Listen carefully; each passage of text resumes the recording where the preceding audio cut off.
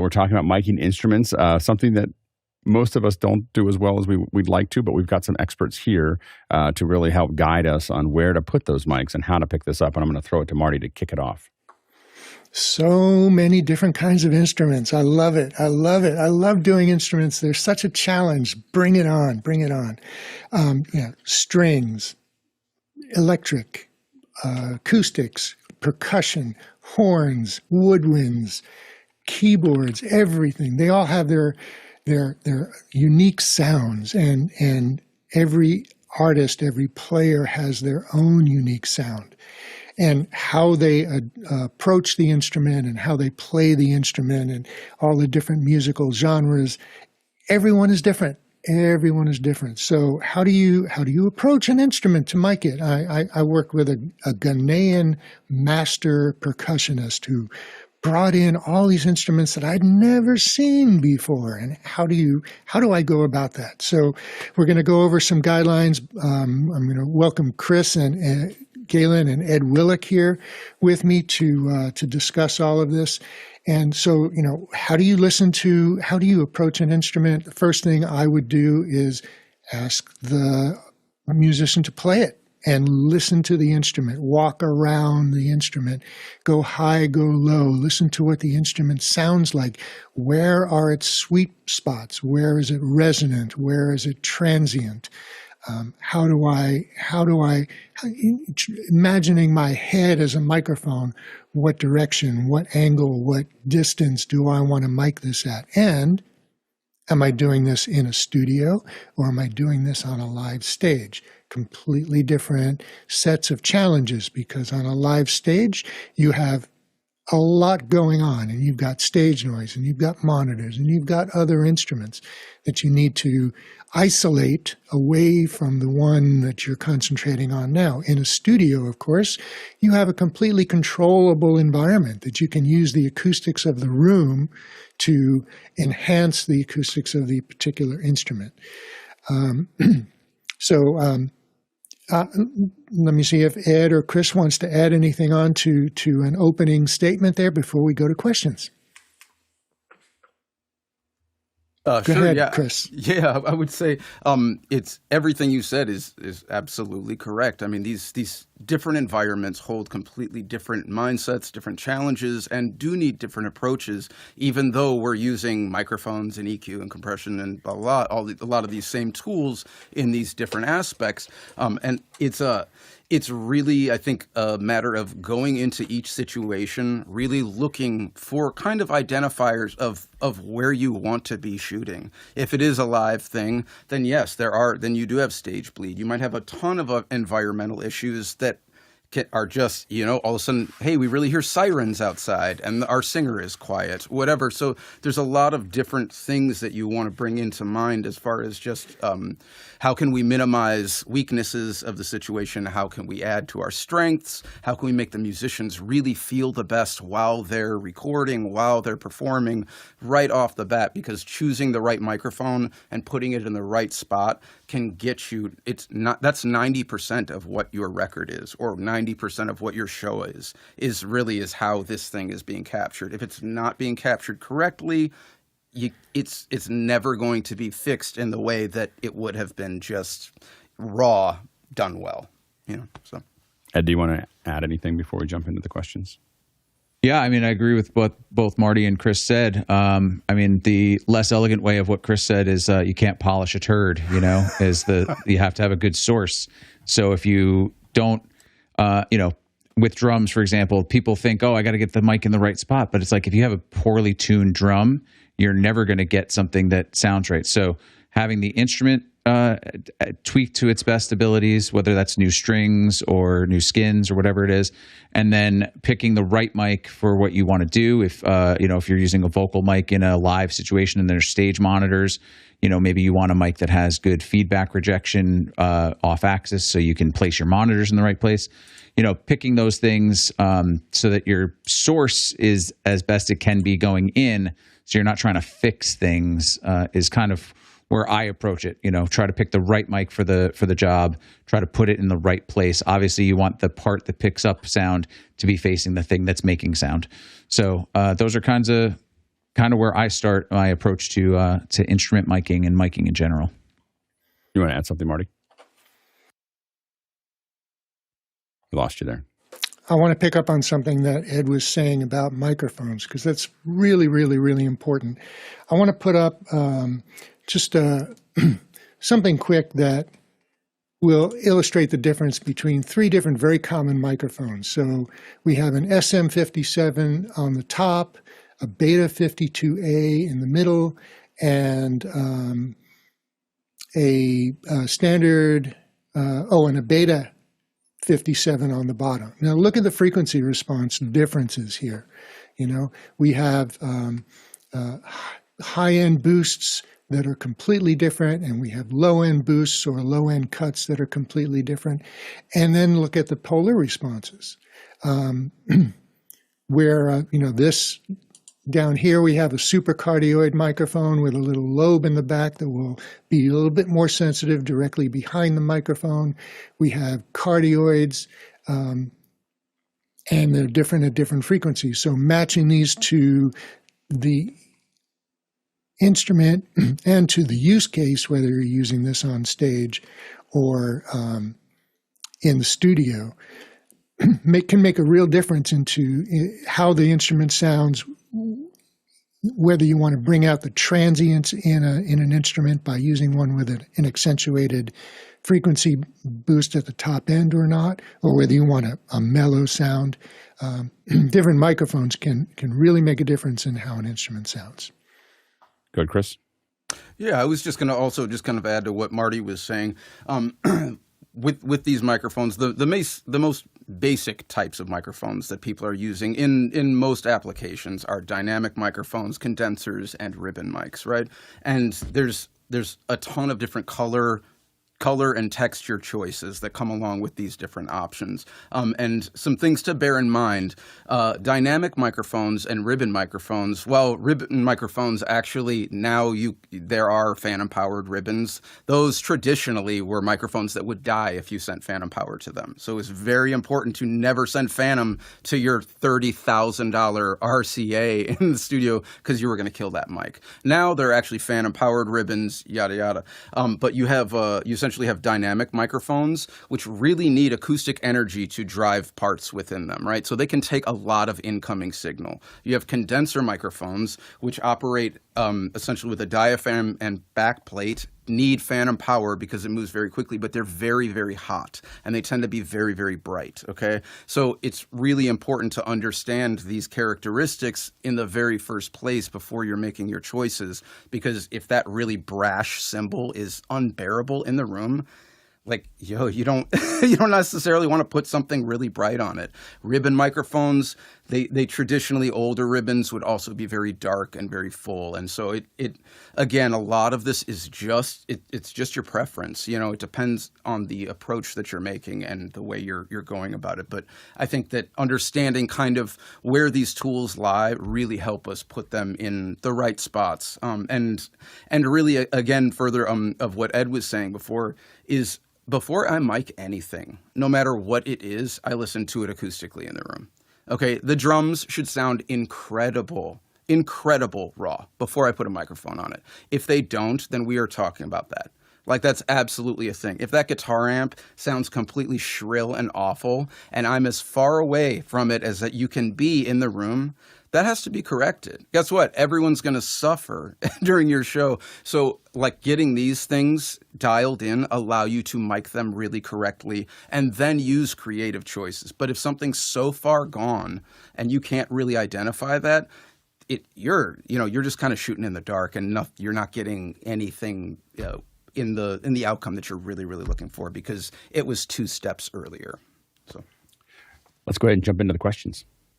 Aaron Cody in St. Louis, Missouri has our first one. Any recommendations for miking traditional Indian instruments? And he notes murdangums, avinas, tablas, the shruti bucks.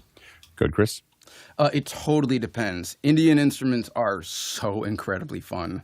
It's you get some of the coolest organic organic sounds they're so uniform, but these instruments, they really they're built really specifically, and they work in very specific ways. So like tablas absolutely have a high and a low. If you you need 2 microphones for a tabla correctly. If you get a pro, like world-class tabla player and do not approach that way, immediately like where's someone else? Because hey, I don't have half of my instrument. So it's just understanding fundamentally what things do. Like a piano is not a stereo instrument, right? We make it stereo so you can see the image of it, but really it's a high and a low, right? So it's just understanding what things do and why they do, you know. Go ahead, Marty. One of the things I do when I'm approaching an instrument that I'm not really familiar with is I would talk to the musician. A master musician, a musician who's really good at their instrument, is an expert at that instrument and their particular instrument, because there can be differences between one model and another model of the same instrument. So where does the sound come from your instrument? Like a harmonium, which is a combination of keyboard and accordion. It has portholes, it's got a bellows, it's got a keyboard, it's got all kinds of things. And so where is the primary place that sound comes from this instrument? And is there any place else that has supporting sound?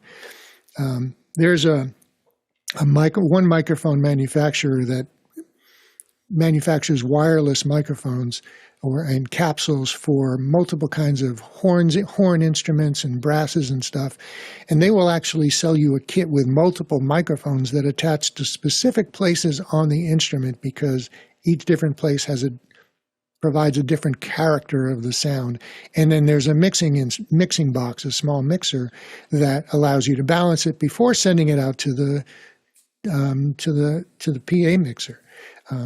So just walk around and see where a good place to place a microphone is and what is the quality of that sound. Choose your microphone carefully.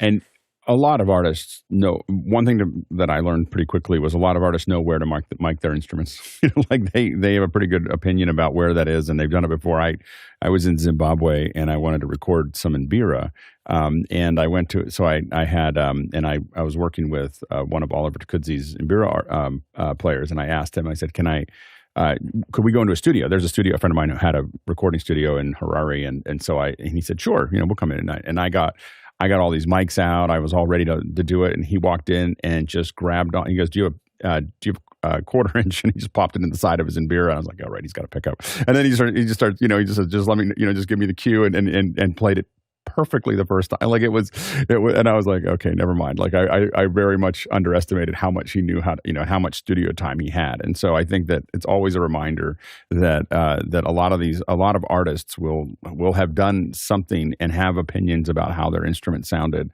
and definitely a working with them is useful. Yeah, go ahead, Chris.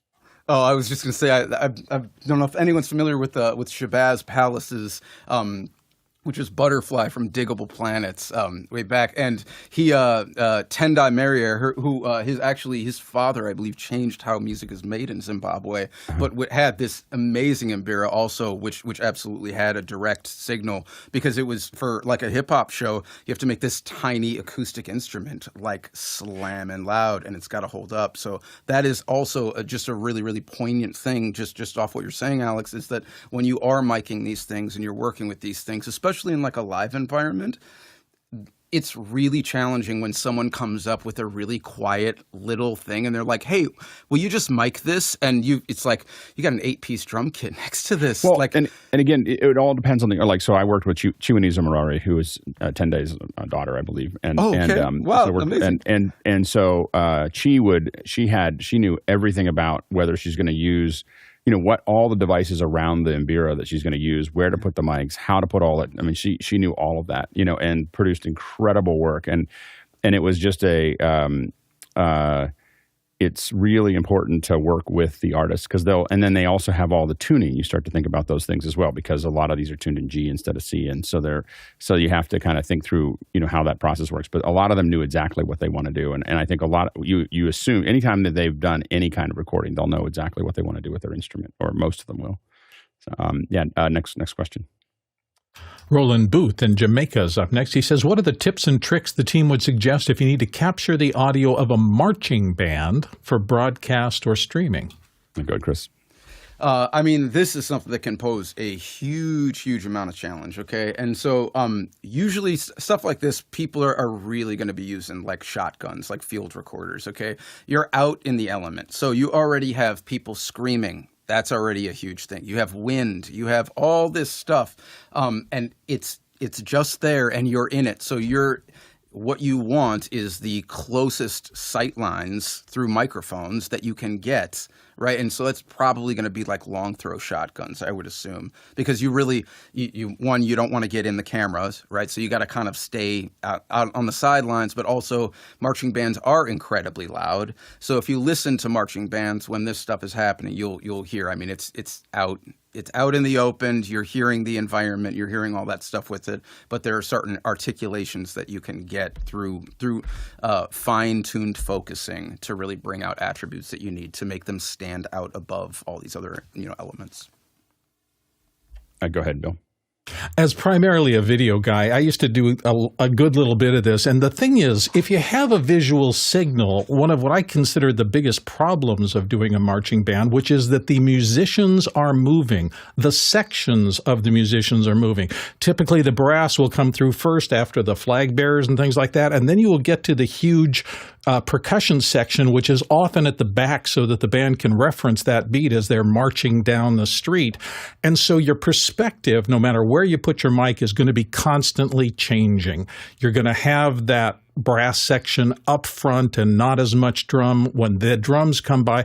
If you're shooting video, it's easy because what they're seeing is what they're hearing. So it's very easy for the listener to concentrate on the images of the people that are playing the brass in the first thing and kind of support that in their brain and go, oh, that's what I'm seeing and hearing. When you divorce that and you're just trying to get an audio-only recording, for me, it's always been a really big challenge. Do I follow this section while the brass is playing? And then if we go to that just marching rhythmic thing and the instruments fall out and the drummers are just drumming, I don't want to be in the wrong place. I want to be near that. It's a challenging moving environment. That's what I've experienced. Go ahead, Ed. I had to do not a full marching band recently, but I was working a graduation event that had a pipe and drum band, and we ended up throwing a couple wireless lavs. And I had ideas of kind of what we were talking about before, like where I wanted to put these things. And as soon as I walked up to the bagpipers and the drummer, they were like, "Oh yeah, I'm going to throw the pack in this satchel I have, and I'm going to put the mic right here, and that's how it's going to be. That's how we do this all the time." And it worked out great. And so. Sometimes just spot miking instead of a whole section, if you can have a couple RF spot mics on important key features, great. And then anything you would use for NAT mics, if you're doing sports, you can use to pick up the band during like the halftime, or if it's parade, as others have said, stuff on their cameras. So you have that POV with the audio also. Good, Craig. Yeah, years ago I did a tattoo here, pipe and drum band, in our baseball stadium in the Sky Dome, and we just lined the either side of where the musicians were coming through with some large shotguns, 416s, whatever. The interesting thing, being in the truck, listening to it, of course, being a tattoo and having the facility to, we started the event with the dome closed, and it opened while they were coming in. And the sound of that, the way the room, call it a room, the way the stadium changed and the way you heard that was a really big part of what we were trying to capture. And it sounded amazing.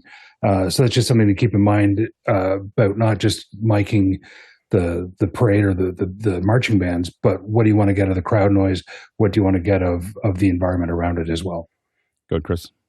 Yeah, I was gonna say that I've also absolutely just like gaff taped wireless 58s inside of sousaphones and things like that. If you do have something that's big and really just gonna be moving around, and there are these spot like kind of highlight close spot mics that you want on certain fundamentals, that's absolutely a great way to kind of just get those in to be able to blend with the overall top end of the whole band. And by the way, I misspoke.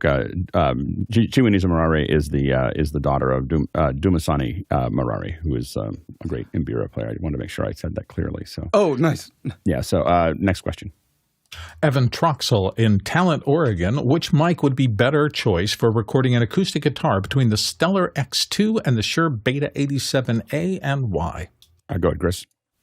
I would experiment with both of them. So there's a couple things. One, it looks like I don't know the X2 at all, but I just looked at a picture, so I think I get it. And in that's a large diaphragm condenser, it looks like. So obviously that's going to be just a more open thing. The Shure, the Beta 87s, I will say I like the C's a lot, and I'm not a huge fan of the A's. The A's are very, very tight. They're super. What I would do is I'd experiment with both of those microphones. Honestly, the quality of the Shure mic, I would absolutely lean on that more than the other. I haven't heard the other one, but just looking at them and knowing the 87s, they're pretty great workhorses. They can do really a lot, and they have a pretty great top end, which is very useful acoustic guitar wise. So if you experiment with both of those, remember, stay away from the sound hole. Okay, air blowing into a microphone is not a good sound, so you want to really work around that. Try off axis things and just make sure your microphones are even distance from the guitar, and just kind of experiment with highlighting some things, maybe on the body, and then up a little bit higher on the neck, things like that, and you can kind of see if you get a good balance. Good, Marty. And then there's the use case. What style of playing are they doing? Is it Spanish? Is it classical? Is it steel string? Is it nylon string? Is it pop? Is he flat picking, or are they flat picking, or are they finger picking? These are all completely different sounds, and how they fit in the mix will be completely different as well. And so the Stellar X2 has a slight presence boost at about 4 to 5K. The Beta 87A will have a more dramatic rise at the top. What's the bottom end look like? So look at the frequency response charts, familiarize yourself with the natural sound of each of the microphones. That way you can match them up once you know what kind of sound that you're looking to capture from a particular instrument and from a particular musician. Next question. Next one comes to us from Roscoe Jones in Madison, Indiana. How would you mic a string quartet, and what would be the ideal space for recording the string quartet? Would you ever use a boundary mic for a small ensemble in a small space? Go ahead, Craig. So as far as space goes, obviously a small concert hall would be ideal. Whether you'd use a boundary mic or not, it really depends on the space.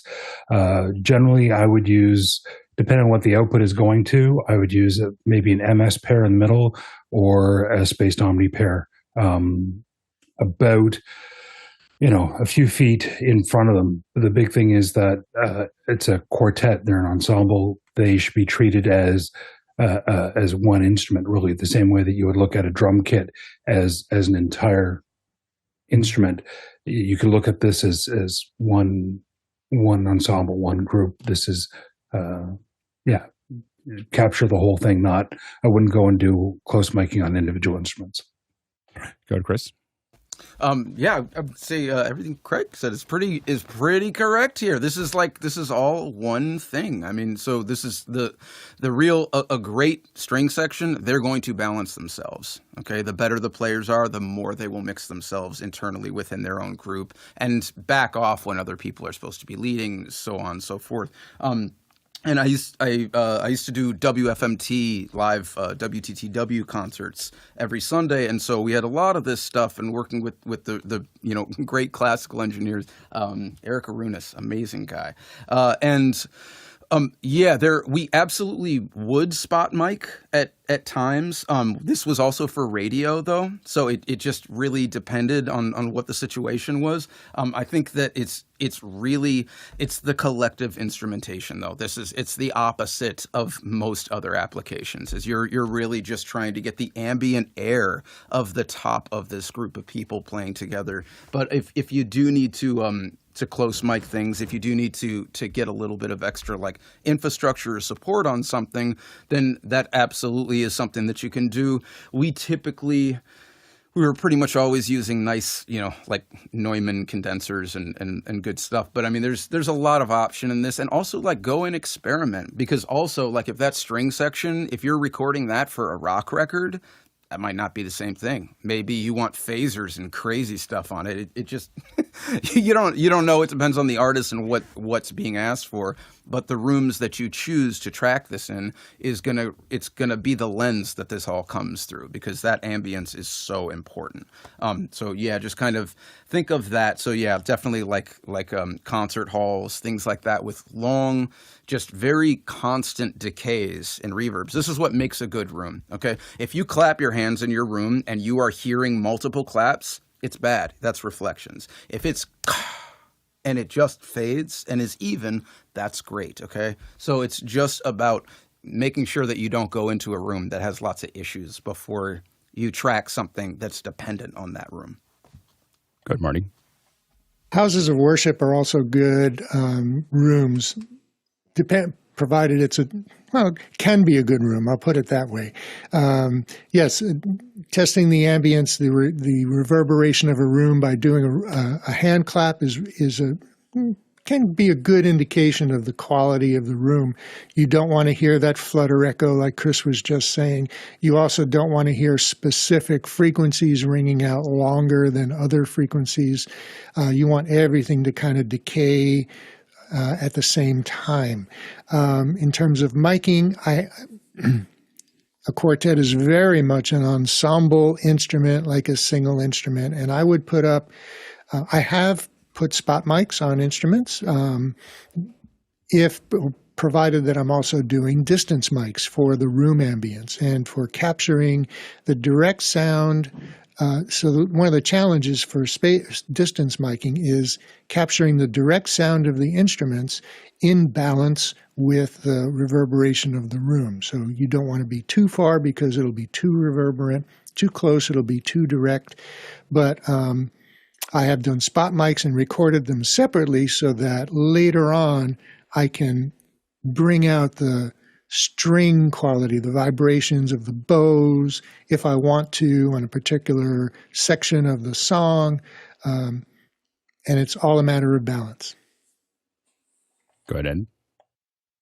Yeah, if you're not at a limitation for the number of tracks you can do, there's no reason to not do both, to do spot mics. Again, for what Marty said, if later on, say whether you're doing this for just an audio recording or if it's going to be synced to video later, sometimes you want to bring out those single instruments as the shots dictate. Other times, like Marty said, you might want to get those bow sounds or the squeaks of the hand, scraping across the strings.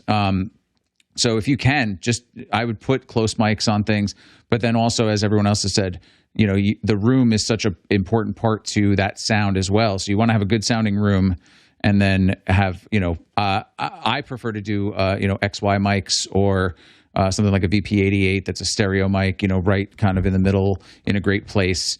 And then also like a wider ambient mic that is getting the actual room sound with some distance. Obviously, when you go to mix it, you have to think about your phase relationships, but that's a different story. We can get into hours about just that. But yeah, putting spot mics on things, having distance mics, having a closer stereo pair is great. Sometimes too, if you have unlimited channels, put a mic near the ear of each of the musicians, and then you kind of get what they're hearing. And that can sometimes be a cool little thing. I do that with drummers too sometimes. Next question. Next one comes from Robert Soji in Los Angeles, and he says, what mics are used for the NPR Tiny Desk concerts? Go ahead, Chris.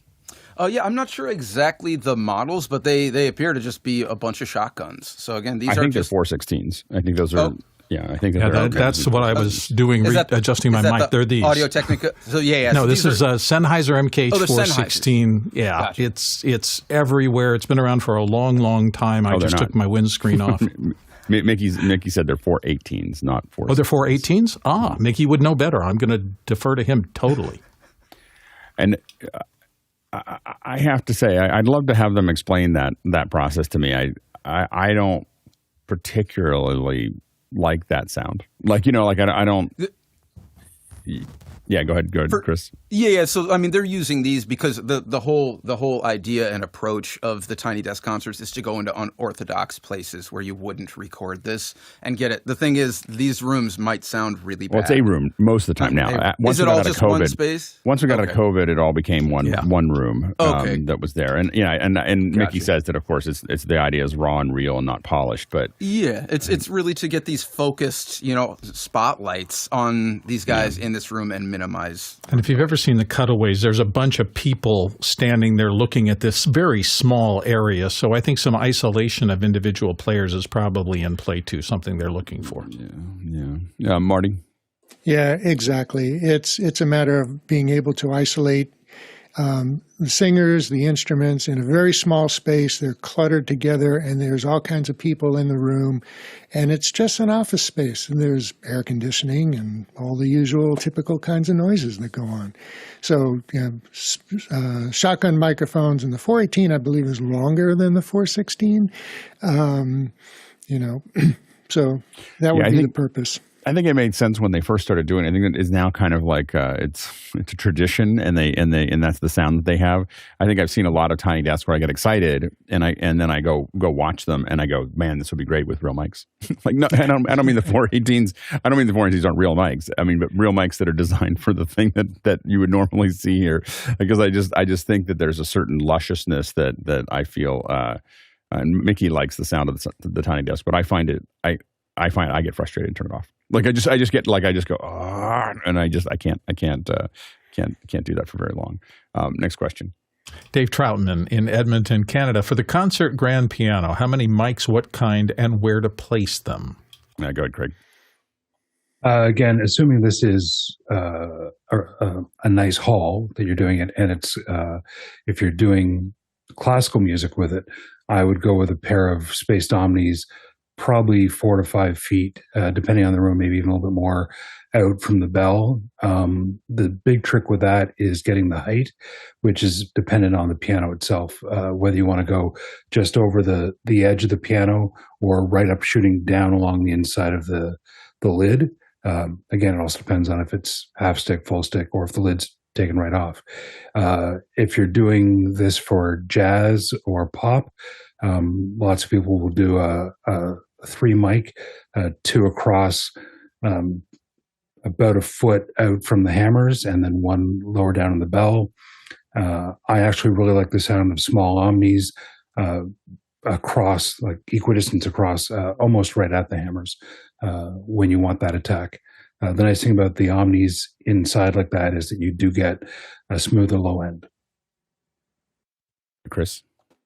Yeah, this is, man, we can talk just for an hour on just piano miking. There are so many options. So there are microphones, there are pickups, there are piano miking systems. There are just a ton of different approaches that have different characteristics and attributes to them. And again, it really, really depends on what the application is. So just as Craig was saying, like omnis, they have really, really smooth low end response because the proximity effect does not exist in omnidirectional microphones, right? Proximity effect is increased low end that only happens in directional microphones, pretty much from about 2.5, 3 feet up to the sound source, okay? As you get closer, because the microphone is looking at a direction, that sound source is coming up, you're getting increased low end, right? And so it's important to understand these characteristics of things and then also the approach. Because if I was doing a live concert and had to put that piano in monitors, omnis would be a nightmare. That would be the worst thing ever, probably. And I'd really be looking more at cardioid. I'd try to get the lid as closed as possible, depending on what the situation. If they're playing with a band, as I've done a lot of, I've mixed, Ricky Lee Jones on a full sticked grand with her band or whatever, doing monitors for that, and it's obviously it's a different thing because there's a lot of loud stuff on stage happening with these open sources. So it really, really just depends. Go ahead, Marty. Can't hear you. Piano is one of those things where if you talk to 6 top tier engineers, ask them what's the best way to mic a piano, you'll get 12 different answers. And because there's so many things about it. It's a resonant instrument. It's a stringed instrument. There's this humongous reflective surface that you've got to deal with that, if you put a microphone too close, you'll get direct sound plus reflected sound off the lid into the microphone could cause phasing issues. The lid could catch sound from other instruments that are coming towards it in that direction into the microphone. So if this is in a studio, I would approach it one way. If this was live on stage, I would approach it a completely different way. And there are so many really good pickups or microphone systems specifically for piano. There's the Earthworks mic bar, which mounts over the bar. If you look at, what the inside of a piano looks like, there's the mid and high strings go in one direction, the bass strings go in the other direction. This particular picture shows a set of pickups that are installed underneath the strings. This particular system is from Halpenstill. These are magnetic pickups similar to what you would see in an acoustic guitar. In an electric guitar. There are piezoelectric pickups that you stick underneath the soundboard. There are other magnetic pickups that... Whoops, Marty, I think you just got muted in the middle of that. It's a Zoom mute. The beauty of a pickup system is that it's direct sound from the strings, from the soundboard, and will exclude any other. You won't get bleed, you won't get feedback from monitors. You may pick up a little bit of low end if the stage floor vibrates into the piano, but that's easily filtered out. And then you can also add microphones up top just to fill in something that you want to. So there's a lot of ways to approach a piano. Ed Willick. Yeah, great comment so far. There's a million ways that you can mic a piano. I often, and again, I think Marty might have mentioned it, what application it's in. If you're doing like something for live, if it's a concert grand piano, that could be on stage. And I think Chris was talking about, full stick and a half stick or not. So all those things have to kind of factor into it. Sometimes, a VP88, again, a stereo mic right in there is great. Sometimes some C414s on gaff tape bridges on the inside is the way to go. Or a PZM tape to the lid. There's all sorts of guerrilla style ways that sometimes this is how you have to do it. If you're doing like closed lid and, you've got to get something in there, then you got to make it fit. So a lot of it is application based. And again, if you're in a studio, like I said in the last comment, if you can do multiple things, try multiple things so you can listen and hear these things and then pick and choose later, or use some kind of combination. But I will typically go with something stereo. Like I said, it's either some C414s on stands, or again, if it's live on gaff tape bridges, maybe a VP88. The DPA piano miking system sounds phenomenal. It's super low profile, so you can do quarter stick.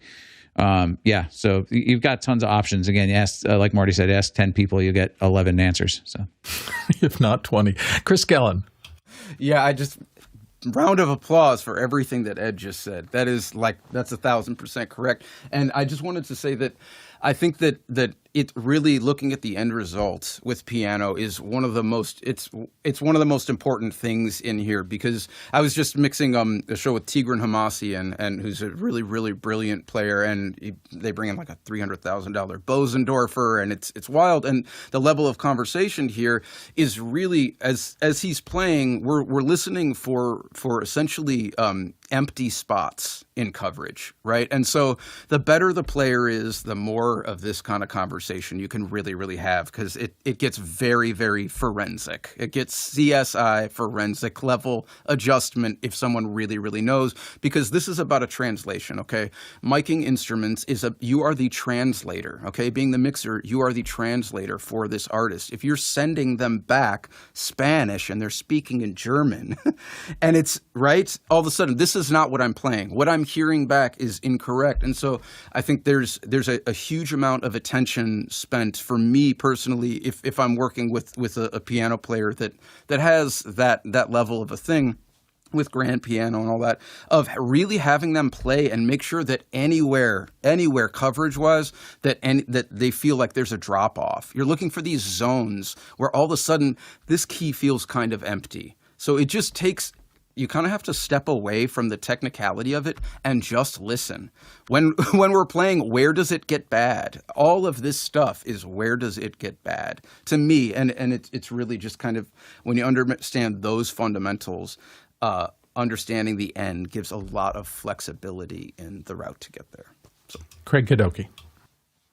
Yeah, I just want to pick up on something that Ed had said, and it's sort of a general a comment for the entire topic, which is not only does DPA have some very nice solutions for a bunch of this stuff, DPA has a very, very extensive website, DPA Mic University, that gives a lot of tips on miking all kinds of instruments, with videos as well as diagrams and explanations as to what the microphones do in certain circumstances. And it's a great resource that anybody who's interested in this should look up later and follow along with, because it's the best. Let's go to our next question. Whoops. It's me. You know something? My brain didn't go into the new mode, so I'll just read it out. I don't think we have a dedicated reader for the moment. Alex had to step away for a second. So let's take a chance on Douglas Carmichael's question here. Has anyone had experience with Earthworks mics? I've heard a lot of good things about them, but how well would they work for conferencing in an untreated space? And he's got a link there. So we're going to start with Marty at Adius. Go ahead. So Earthworks microphones are very high quality microphones. They are famous for their textbook, flat ruler, frequency response. I mean, they don't have conferencing microphones in the typical way, but they do have podium microphones. And here, look, take a look at this. Look at that frequency response chart. Look at how ruler flat that is, way up into the top end, and the polar patterns are textbook cardioid or hypercardioid polar patterns. The other thing that they're famous for is their phase response. So in their studio. Whoops, you just auto-muted somehow. Yeah, I saw it. Thanks. Sorry. Good. In their studio microphones and their live microphones, they have similar textbook ruler flat. So what that means is that they're very uncolored. They are very resistant to feedback because they don't have the peaky response at any particular frequency. The phase response means that they will sound extremely good. The transient response is extremely good. All translates to a very natural, uncolored sound.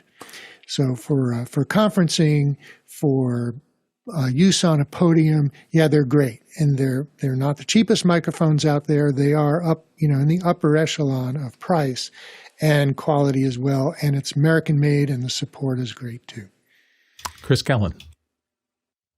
Yeah, pretty much. The Earthworks stuff is just like top tier. It's really, really fantastic technology. You're gonna get their stance is from what I've always gathered in using their stuff, it's just pristinely clean. Okay. And like, it just depends on what your application is for it. But I've used it in some unorthodox ways and in some orthodox ways and gotten really, really incredible results, pretty much just across the board with them. I had some, I think TCF 40s, which were an older microphone they made in Omni, and that I think were flat from 10 to 40K.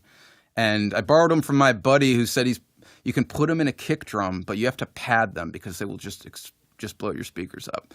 Like it can take insane SPL and really, really just deliver a very, very just phase coherent and clean source.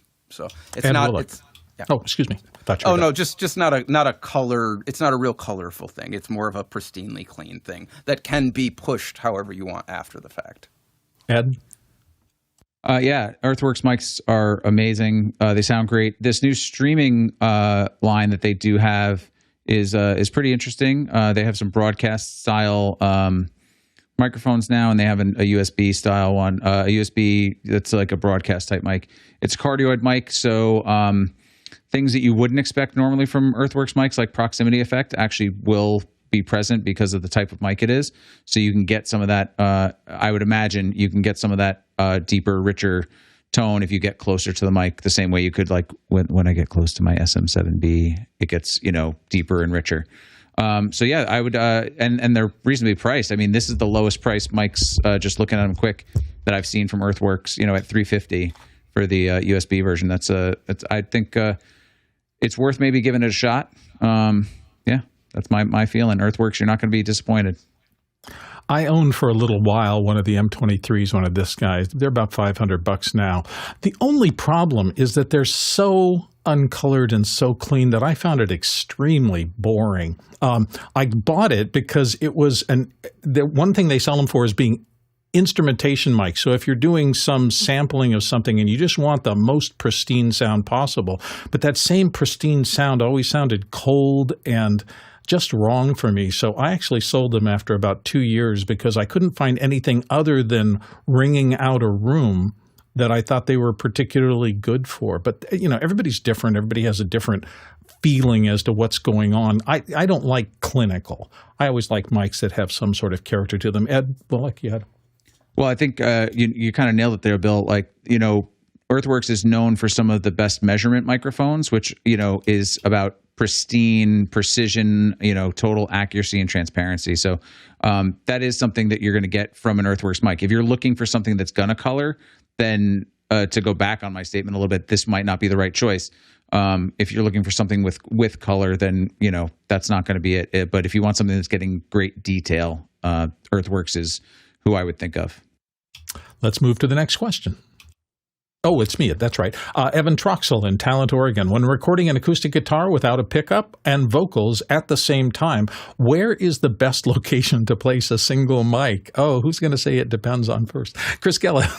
Oh, well, it just depends. So I would say really go for the chest. Okay, and it depends on what kind of microphone you're using also. So for something like this, I would definitely want a large diaphragm condenser. I'd want something that is big and wide and just going to take everything that's in front of it, right? I would try and get it probably, I don't know, maybe a foot or two out. It really just depends, because this is where proximity effect, the best thing to do is get it about chest height, get headphones on. You want to be real careful also if you are recording to click tracks with this. Having a loud click it's going to show up in your recording, and there won't be any way to hide it, and you will be re-recording. So you want to use clicks as quiet as possible. I always do a test run first and then play back and make sure it's cool. That way you're not thinking about it and you can just, record to your heart's content.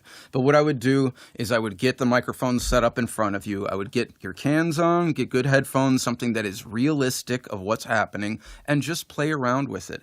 I do this with every artist that I'm working with. You guys, there's not an ABC 1, 2, 3 thing of how this stuff works. It's like painting and paintbrushes. What kind of paintings do you like? So the real thing is to actually understand how to listen to things, understand what issues sound like, understand what capsule distortion sounds like versus your converter distortion. Those are super different. You can clip your capsule and not clip your converter. It can look fine and be completely unusable. So it's just understanding what these things are so you can go in with just open eyes and you approach whatever it is that you're trying to do, because it all depends on the what are you trying to accomplish? Is this a thing that you're going to then build the rest of a band to? I'm going to mix a song with this situation exactly in it later today when I get off of the show. And it's the artist is playing and singing, and then they're adding some other things to it, and it'll just be it's just going to be a kind of a mixture of getting balance right. In this situation, there is a separate guitar and vocal mic, but they're going to all bleed in. This is all happening here, so it's just about being thoughtful in your approach there. But I would go probably chest. You want to get here. When you're singing, also, what's the guitar part? If you are railing that guitar, you can lean more on the vocal, right? If you're a really quiet singer, it just depends. So you kind of want to bear in mind, put on cans and practice. Get on the mic and see what sounds good. That will be the right choice. Marty Atias. Right. So, yes, there's so many different variables, and Chris is absolutely right. Everyone is different. But on the basic side, if you're just going to use one microphone or any microphones on an acoustic guitar by itself, then the best place to do it is where the fretboard meets and overlaps the body is a very common and sensible place to put a microphone. Now, whether you angle it towards the sound hole or angle it up the neck will give you more bassy or more bright. If they're flat picking, you might want to get more or less of the flat pick sound as they strike the strings. If they're finger picking, so slightly different character to the sound. Then you can add a second mic down below the strings, below the bridge. Now, if you want to use, if the player is also singing and you want to use one mic, then halfway between and the polar pattern, how wide the pickup zone is important. A standard cardioid mic is going to have a wider pickup pattern than, say, a supercardioid or a hypercardioid mic.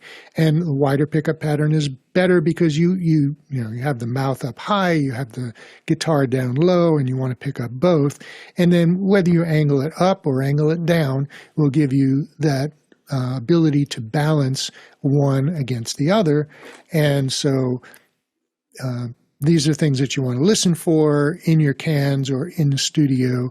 And if it's on stage, it's even that much more critical that the position of the player and how high their guitar is on the strap and their proximity to the microphone be consistent from sound check to performance.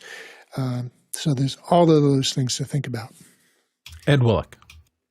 To expand on something that Chris was talking about, actually a couple of points he was bringing up, where you position it, you have to do the critical listening and get a real feel for where it is. But an earlier comment he said was go for where it's less bad. So if you're getting a lot of room sound or something because the mic's too far, maybe inch it in a little bit. But also manipulate your environment. If you have some baffles that you can put behind the microphone to maybe get some of the less reflections from the room so that it doesn't sound washy, place it, again, that balance. Like Marty was just saying, if right here it's not getting enough vocal, then, tilt up a little bit or tilt down. So you want to really listen to it. But another thing Chris mentioned about the click tracks, sometimes headphones, no matter what you do, you're not going to get it out. If you can do an in-ear monitor or something for the player, you're going to, again, rule your environment, not let something else that you don't want to get onto that recording get onto that recording. So those are kind of just my thoughts about it. We're going to move on to the next question. Zach Stallsmith in Chautauqua, New York is up next. He says, what's the best technique and or mic for miking an upright piano? And Chris Gillen's going to start us off here. It totally depends. So there's a couple different approaches here, and there's like a ton of option here. So really, with all of this stuff, experiment. This is how people find the things that work, right? We do endless. You guys don't want to know how many hours I've spent in my life just trying things, mixing whole songs to tear them down and redo them again. It's all experimentation. But for upright pianos, frequently they're actually just mic'd from the back of the piano. So it just depends on what. You can also open up. You can hang. I've seen people just hang a pair of 57s on each side in a live thing and close it up, and away you go. And that's your high and low, obviously very extreme ends of the spectrum there, and not a lot of center coverage, but I've seen that work totally fine. So it just depends on what you're trying to do. If this is for a live application or a studio application. And I would also say for everyone who is sending questions, one, awesome questions, everyone, and please do keep sending them in, but also be as specific as you can. And also, if there are certain issues that you're having, we'll be able to answer these a lot more specifically because the scope is so wide. With upright piano, obviously, you have a chamber here, okay? You open up the top of it. This is exposing your soundboard. The soundboard can be accessed through the actual, just literally throwing a couple of 57s on the back of the piano can totally work. You could throw a couple condensers on the back of the piano. That can work. If you can expose the soundboard and actually get microphones down into the soundboard, that's what I typically try and do. There are some really amazing, really small microphones out there. One of my favorites, actually, which I've spoken about before, are the Shure Beta 181 Lollipops. And they're a side address microphone, and they're really easy to I think I just did this at a Billy Corgan show with the, where just essentially gaff tape them and just drape them on the opposite side of the soundboard, and they're really just hanging down. They're facing right at the soundboard, and you can really, really get your placement and coverage exactly where you want it. So, and then you can close the lid, and then you just have this really contained thing that is way, way happier as far as feedback issue and things like that. So, Marty Attia. Oops, you muted right there at the tail end. So an upright piano is very different than a grand piano. You have exposure to the front as well as the back. And when you mic from wrong picture. Let me go back here and there we go.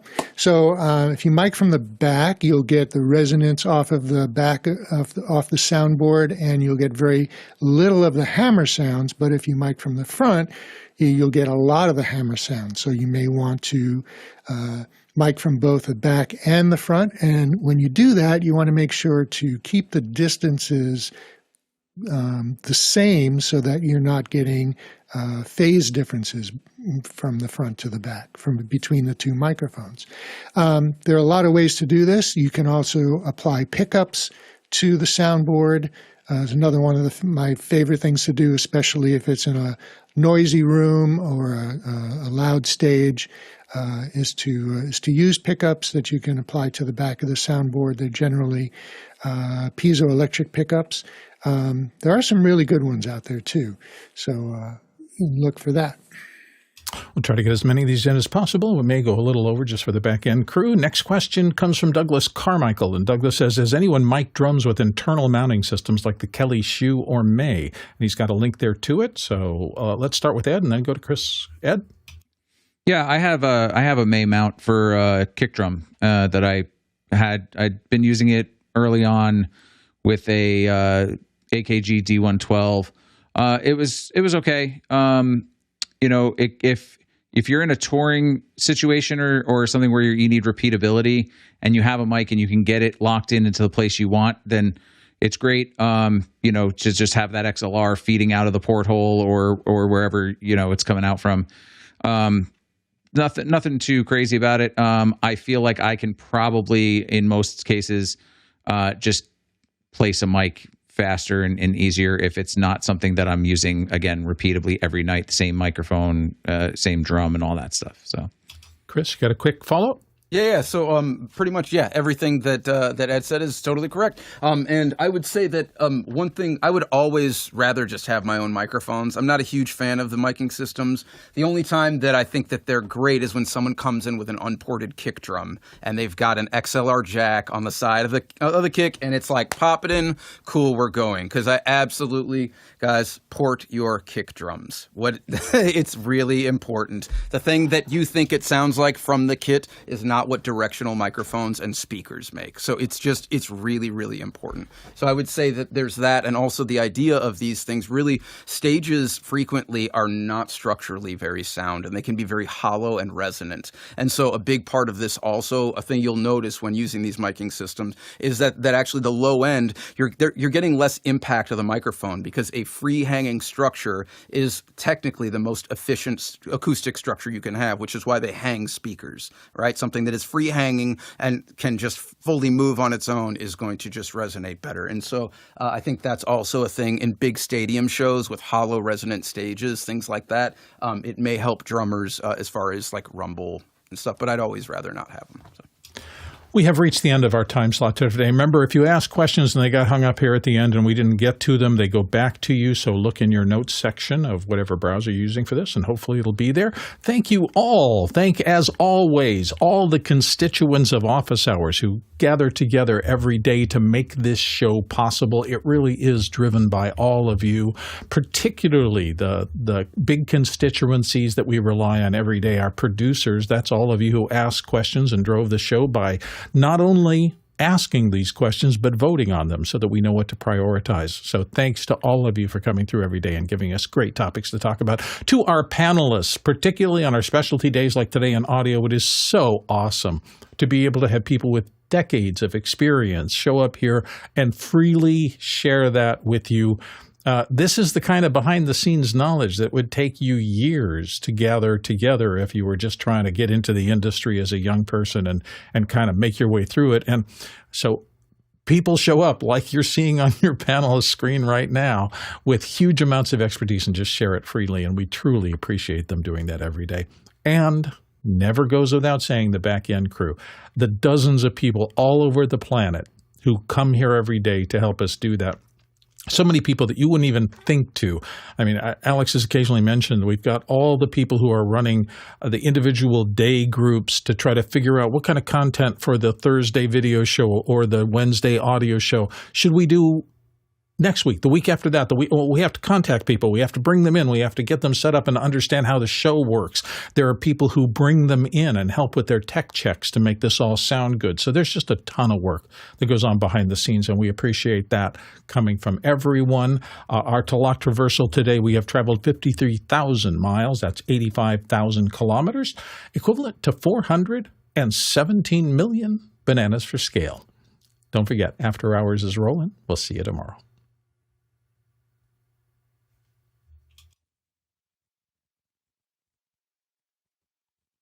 Great job, everybody. Thank you. Yeah. Excellent job, you guys. Thanks for joining us, Ed. Yeah, whenever I'm not out on the road, I try to make it in on a Wednesday. Ed, you are awesome. It's great to have you. VP88 all day. Oh yeah, it's a great mic. Oh, dude, all day long. A little noisy. I've compared it. It's I have one. It's a little noisy. Has that scale changed over the years? Weren't all the old mics? Tried the Audio Technica stereo mic? That's a great mic. Stereo shotguns are really interesting.